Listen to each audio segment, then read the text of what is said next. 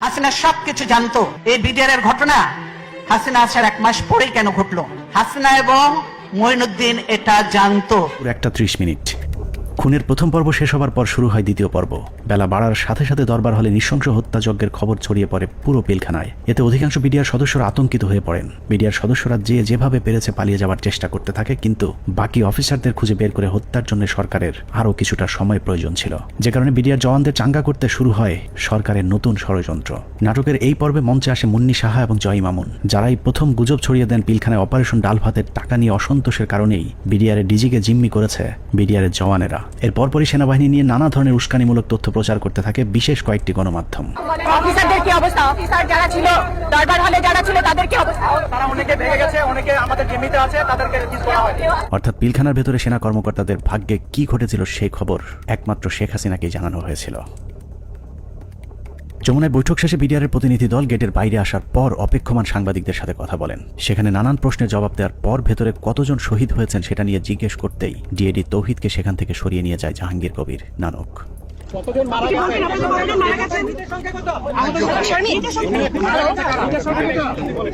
মূলত 2009 সালের 25শে ফেব্রুয়ারি বিডিআরের হত্যাকাণ্ডই আমাদের গেল 15 বছরের ভাগ্য লিখে দিয়েছিল। এই 15 বছর বাংলাদেশের রাজনীতি, শিক্ষা, অর্থনীতি থেকে শুরু করে পুলিশ, প্রশাসন সবকিছু নিয়ন্ত্রণ করেছে ভারত। আর সবচেয়ে বেশি নিয়ন্ত্রণ করেছে বাংলাদেশ সেনাবাহিনীকে, যারাই ছিল একসময় আমাদের অহংকার। নারী, টাকা আর পদের লোভে সেনাবাহিনীর কিছু কর্মকর্তা তাদের মাথা বেচে দিয়েছিল ভারতের কাছে, যাদের পরিকল্পনাতেই খুন হয়েছিল দেশপ্রেমিক 57 জন সেনা কর্মকর্তা। 25শে ফেব্রুয়ারি পিলখানায় আসলে কি ঘটেছিল, কেন ঘটেছিল, সেই ঘটনার পরে কি ঘটেছিল, কিংবা এখন আসলে কি ঘটছে তা নিয়ে আমাদেরকে যতটুকু জানানো হয়েছে তার চেয়েও অনেক বেশি আমাদের থেকে গোপন করে রাখা হয়েছে। ঘটনার শুরু থেকে শেষ পর্যন্ত আমরা যতটুকু জেনেছি তার পুরোটাই পিলখানার মূল ঘটনার বিকৃত এক রূপ, যেখানে সত্যের কোনো বালাই নেই। হাসিনা সবকিছু জানতো। এই বিডিআর এর ঘটনা হাসিনা আসার 1 মাস পরেই কেন ঘটলো? হাসিনা এবং মঈনুদ্দিন এটা জানতো। কাজেই হাসিনাকে একদিন জবাব দিতেই হবে। এটা পিলখানা হত্যাকাণ্ডকে আমরা যদি একটি মুদ্রা হিসাবে ধরি, তাহলে এতদিন আমরা সেই মুদ্রার এক পিঠ দেখেছি, যার আরেক পার্শ্ব আরো ভয়ঙ্কর, আরো নৃশংস, আরো বর্বর, অমানবিক। আমরা শুধু 57 সেনা কর্মকর্তার গল্প শুনেছি, কিন্তু তার চেয়েও কয়েক গুণ মানুষকে হত্যা করা হয়েছে, যেই খবর বিডিআরের পরিবারের বাইরে আর কাউকে জানতে দেওয়া হয়নি। 2009 সালে পিলখানায় যে হত্যাকাণ্ড শুরু হয়েছিল, সেই হত্যাকাণ্ড এখনো শেষ হয়নি। 25 থেকে 27 তারিখ পর্যন্ত ভাড়াটে খুনিদের দিয়ে সেনা কর্মকর্তাদের খুন করা হয়েছে, আর 27 তারিখের পর থেকে সেনাবাহিনীর ঊর্ধ্বতন কর্মকর্তারা নিজেরাই খুনের কাজ চালিয়ে গিয়েছেন।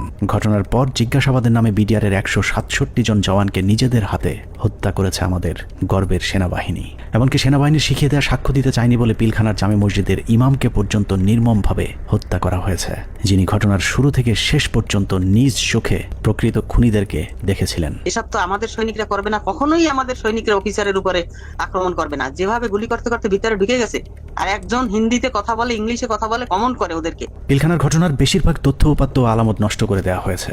তারপরেও চূড়ান্ত ঝুঁকি নিয়ে দেশপ্রেমিক কয়েকজন সেনা কর্মকর্তা অত্যন্ত গোপনীয়ভাবে কিছু গুরুত্বপূর্ণ তথ্য প্রমাণ নিজেদের সংগ্রহে রেখেছিলেন। বিডিআর হত্যাকাণ্ডের দিন বেঁচে যাওয়া কিংবা পিলখানার বাইরে থেকে বারবার ভেতরে ঢুকে অফিসারদের জীবন বাঁচানোর চেষ্টা করা, অথবা যারা ঘটনার সুষ্ঠু তদন্তের ব্যবস্থা করতে চেয়েছিলেন, এরকম একদল সেনা কর্মকর্তার সহায়তায় আমাদের আজকের অনুসন্ধানটি করা হয়েছে। দীর্ঘ সময় ধরে চলা আমাদের একান্ত প্রচেষ্টায় ঘটনার মূল রহস্য উদ্ঘাটনের সর্বোচ্চ চেষ্টা করা হয়েছে। তারা রাষ্ট্রের মানুষের সুন্দরভাবে একটা সেবা দেওয়ার জন্য দায়িত্ব নেয় নাই, এবং মাত্র 1.5 মাসের মাথায় বিডিআর মতো একটা হত্যাযজ্ঞ তারা চালিয়েছিল পরিপূর্ণ রাষ্ট্র সহযোগিতায়। কারণ রাষ্ট্রকে পরিপূর্ণ এই সময় থামিয়ে রাখা হয়। এই জায়গায় একটা বিশাল একটা কাজ করার জায়গা কমিশনের, যে এই পোস্টিং গুলা কাদের অর্ডারে হয়েছিল, কি ক্রাইটেরিয়াতে ওনাদেরকে তখন এইভাবে পোস্টেড করা হলো, কেন এত কুইক, মানে এই জিনিসটা তো সন্দেহের উদ্রেক করে, তাই না? যে 18 ইঞ্জিনিয়ার্স এর কর্নেল মেহেদী স্যার এত ইম্পর্টেন্ট সব কাজ করছিল। ওদেরকে যখন ক্লোজ অ্যারেস্ট করে রাখা হয় বা আয়নাঘর থেকে নিয়ে এসে রাখা হয়, মেস বিতে ক্লোজ অ্যারেস্ট করে রাখা হয়, তখন এই রেজানুর খান স্যারের সঙ্গে আমার বাবা দেখা করতে গেছিলেন যে আমার খোঁজ নেওয়ার জন্য।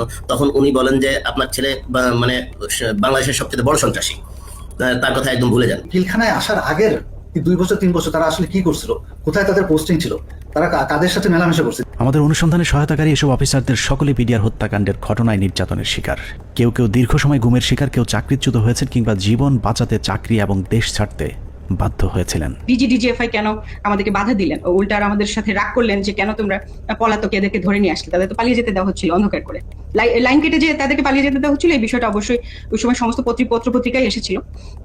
আর 3 নাম্বার হচ্ছে যে এই যে এরা যে মানে বললো যে এরা ঠিক জানে না কে তাদের কমান্ড করছে, এই যে জিনিসটা সবার মুখ ঢাকা ছিল। তো কে কাকে কমান্ড করছে এটা তো চেহারা, যেমন আমার সৈনিক কিন্তু সবাই সবাইকে চিনে একটা ইউনিটের, আমি সবাইকে চিনি যে আমাকে অমুক স্যার এটা বলেছে।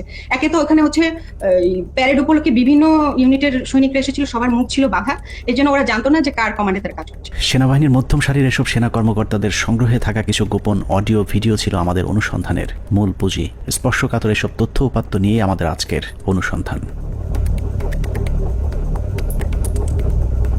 অনুসন্ধানের শুরুতেই একটি তদন্ত প্রতিবেদনের কয়েকটি লাইনে চোখ বোলানো যাক।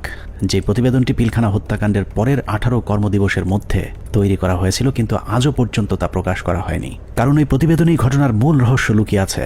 যদিও মূল ঘটনার 50 ভাগও প্রতিবেদনে উঠে আসেনি, যে কারণেই প্রতিবেদনের সীমাবদ্ধতায় বলা হয়েছে তদন্তের স্বার্থেই কমিটি কয়েকটি সংস্থার প্রধান গুরুত্বপূর্ণ ব্যক্তিকে জিজ্ঞাসাবাদ এবং বিভিন্ন গোয়েন্দা সংস্থার নিকট হতে গোয়েন্দা তথ্য সংগ্রহ করা আবশ্যক বলে মনে করেছে, কিন্তু পর্যাপ্ত সহযোগিতার অভাবে কাজগুলো করা সম্ভব হয়নি। ফলশ্রুতিতে পর্যাপ্ত তথ্য প্রমাণ সহ এই বিদ্রোহ এবং হত্যাকাণ্ডের মূল ষড়যন্ত্রকারীদেরকে শনাক্ত করা এবং ঘটনার পেছনের মূল কারণ বা মোটিভ উদ্ঘাটন করা সম্ভব হয়নি।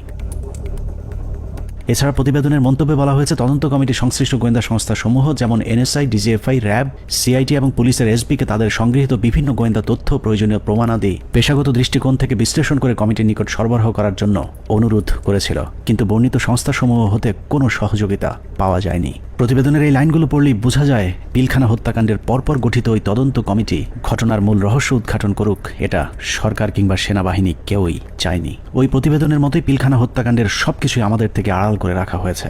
2009 সালের 25শে ফেব্রুয়ারি সকালে পিলখানায় দরবার শুরুর পর থেকে 26 তারিখ বিকেল 5টা পর্যন্ত সরকারের পক্ষ থেকে যা কিছু করা হয়েছে সবই জিম্মি হওয়া সেনা কর্মকর্তাদেরকে হত্যার উদ্দেশ্যে, কাউকে বাঁচানোর জন্য নয়। 25 তারিখ সকাল থেকে তৎকালীন প্রধানমন্ত্রী শেখ হাসিনা, 3 বাহিনী প্রধান, ডিজিএফআই, এনএসআই প্রধান, সামরিক সচিব তারেক সিদ্দিকী সহ সকলেই সেনা কর্মকর্তাদের হত্যার মিশন সম্পূর্ণ করবার জন্য শেখ হাসিনার তৎকালীন সরকারি বাসভবন যমুনায় অবস্থান করছিলেন।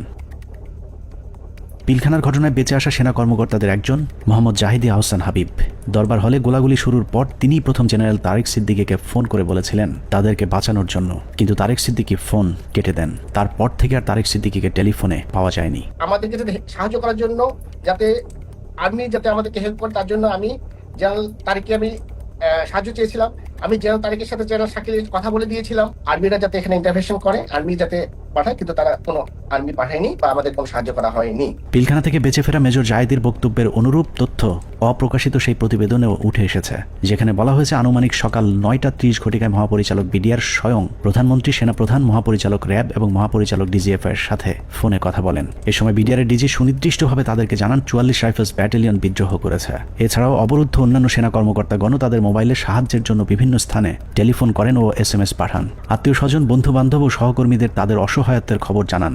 সাহায্য প্রত্যাশায় আটকে পড়া কর্মকর্তারা জানায় দরবার হল বিদ্রোহী জওয়ানদের নিয়ন্ত্রণে, আমরা বন্দী, আর কথা বলা যাচ্ছে না, দ্রুত ব্যবস্থা নিন, আর হয়তো দেখা হবে না, তুমি ভালো থেকো, আমার সন্তানদের যত্ন নিও, ইত্যাদি ইত্যাদি। প্রতিবেদনের এতটুকু অংশ পড়লে বোঝা যাচ্ছে যে সকাল 9:30টায় প্রধানমন্ত্রী, সেনাপ্রধান, র্যাব ডিজি এবং ডিজিএফআই, এনএসআই সহ সকলেই বিডিআরের ডিজি মেজর জেনারেল শাকিল আহমেদের পরিণতি কি হতে যাচ্ছে তা জেনে গিয়েছিলেন। তারপরেও কোনো পদক্ষেপ নেওয়া হয়নি। সাথে প্রায় 1 প্লাটুন আমার র্যাব ছিল, আমার সাথে আরো 2-3 জন অফিসার ছিল।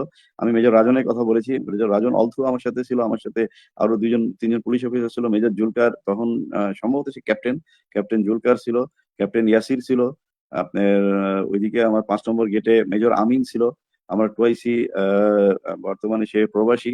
মেজর আমজাদ ছিল, আমার সঙ্গে ছিল আরো আপনার এসপি শহীদ ছিল, আমার অ্যাডজুটেন্ট ক্যাপ্টেন খালিদ ছিল। তো অসংখ্য অফিসার, প্রায় 7-8 জন আমরা মিলিটারি এবং পুলিশ অফিসার সব মিলে প্রায় আমি মনে 7-8 আরো বেশি 10-12 জন আমরা 5 নম্বর গেটে ছিলাম। আমরা কিন্তু কমপ্লিটলি একটা অল্টারকেশনের ভিতরে ছিলাম। আমরা বারবার এই তৎকালীন আমি এডিজিকেই বেশি করে বলবো, কারণ এডিজি কর্নেল রেজানুর, আমি এখনো অবাক হচ্ছি যে এই ব্যক্তিটিকে কেন প্রশ্নের সম্মুখীন করা হয়নি। তখন কিন্তু সুযোগ ছিল তাকে প্রশ্ন করার, তখন করা হয়নি, কিন্তু এখনো কেন করা হচ্ছে না।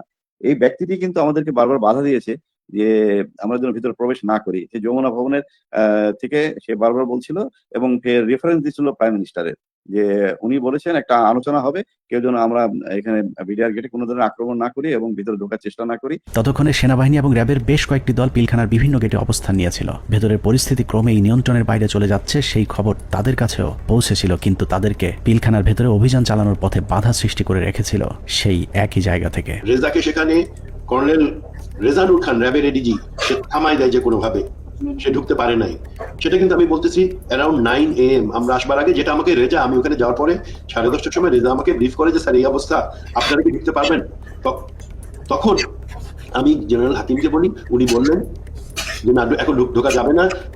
CGS chief of general staff general Moeen তো তখন পতিতা হাসিনার কাছে বঙ্গভবনে বসে অপেক্ষা করতেছে আদেশ শুনবার জন্য, নিজে থেকে কোনো সেনাপ্রধান হিসেবে কোনো অর্ডার দেয় নাই।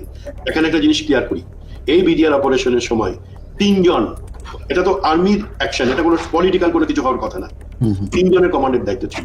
একটা ছিল সেনাপ্রধান জেনারেল মঈনুল আহমেদ, সে যেহেতু হাসিনার সাথে বসে আছে গণভবনে, তখন কিন্তু যমুনায়, গণভবন না যমুনায় বসে আছে, আর এই তার অবর্তমানে chief of general staff major general সিনাইব জামালি, তার আদেশ দেওয়ার কথা, হ্যাঁ ভিতরে ঢুকো। আর অন দ্য স্পট কমান্ডার একজন। এখানে আমরা অনেক অফিসার ছিলাম, কিন্তু সবাই কমান্ডার দায়িত্ব সেখানে পায় না। নিয়ম অনুযায়ী ব্রিগেডিয়ার জেনারেল হাকিমের অন দ্য স্পট কমান্ডার, 3 জনের একজনের কাছ থেকে যদি আমরা আদেশ পাইতাম আমরা ভিতরে ঢুকতাম। অনুমতি দিচ্ছে করে চলতে থাকে কালক্ষেপণ। 9:30 থেকে শুরু করে 11টার মধ্যেই বেশিরভাগ অফিসারদের হত্যা করা হলেও কিছু কর্মকর্তা পালিয়ে যাবার কারণে হত্যার মিশন অসম্পূর্ণ থেকে যায়, যা শেষ করতে সময় লাগে পরদিন বিকেল 5টা পর্যন্ত। তবে দরবার হলের সামনের হত্যাকাণ্ড শেষে খুনিদের প্রথম দলকে বের করে দেওয়ার ব্যবস্থা করা হয়। 12:30 পিলখানার 3 নম্বর গেটের সামনে বিডিআরের পক্ষ থেকে শতাধিক মানুষের একটি মিছিল বের করা হয়। এসব মিছিল থেকে বিডিআর জওয়ানদের দাবি দেওয়ার প্রতি সমর্থন ব্যক্ত করে জয় বাংলা, জয় বিডিআর, বিডিআর জনতা ভাই ভাই ইত্যাদি স্লোগান দেওয়া হয়েছিল।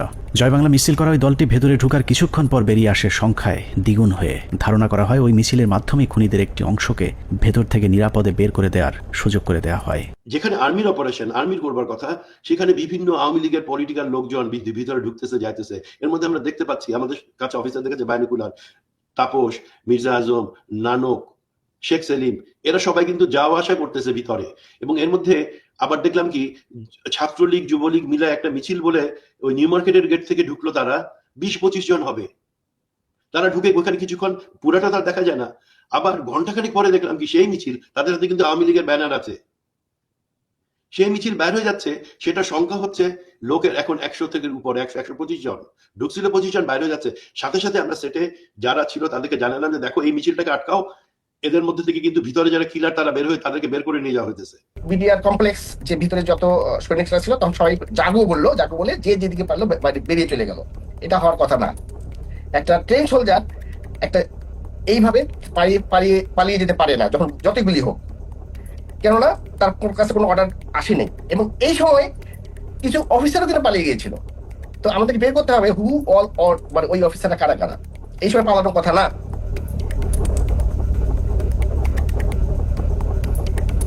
দুপুর 1:30।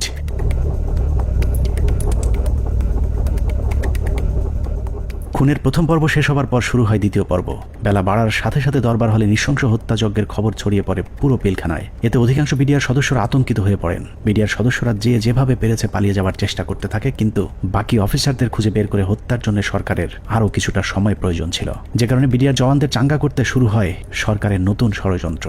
নাটকের এই পর্বে মঞ্চে আসে মুন্নি সাহা এবং জয় মামুন, যারাই প্রথম গুজব ছড়িয়ে দেন পিলখানায় অপারেশন ডাল ভাতের টাকা নিয়ে অসন্তোষের কারণেই বিডিআরের ডিজিকে জিম্মি করেছে বিডিআরের জওয়ানেরা। এর পরপরই সেনাবাহিনী নিয়ে নানা ধরনের উস্কানিমূলক তথ্য প্রচার করতে থাকে বিশেষ কয়েকটি গণমাধ্যম।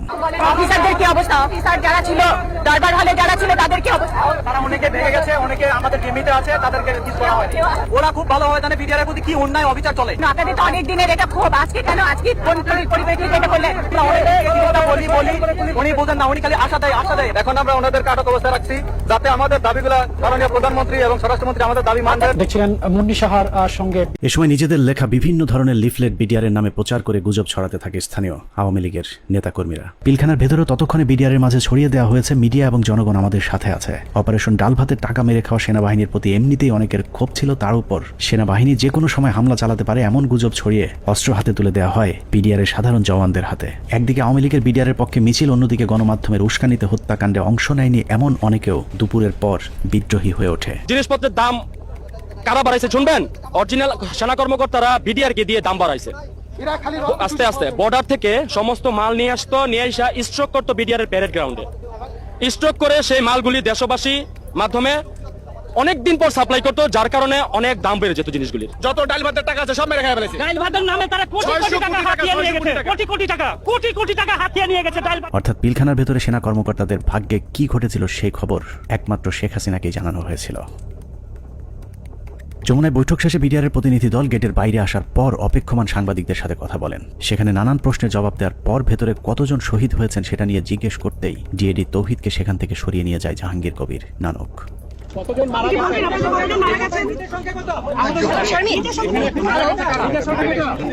হাসিনার সাথে বিডিআরের সেই বৈঠকের মূল উদ্দেশ্য অফিসারদেরকে বাঁচানো কিংবা বিডিআরের আত্মসমর্পণ নয়, বরং বিডিআরকে জানিয়ে দেওয়া হয়েছিল কোনোভাবেই আত্মসমর্পণ করা চলবে না। যদিও বৈঠকের পর জানানো হয় বিডিআর অস্ত্র সমর্পণে রাজি হয়েছেন, কিন্তু ডিএডি তৌহিদকে পিলখানার ডিজি বানানো থেকে শুরু করে পিলখানার পরবর্তী ঘটনাবলী সবই ছিল শেখ হাসিনার তৈরি করা নাটকেরই অংশ।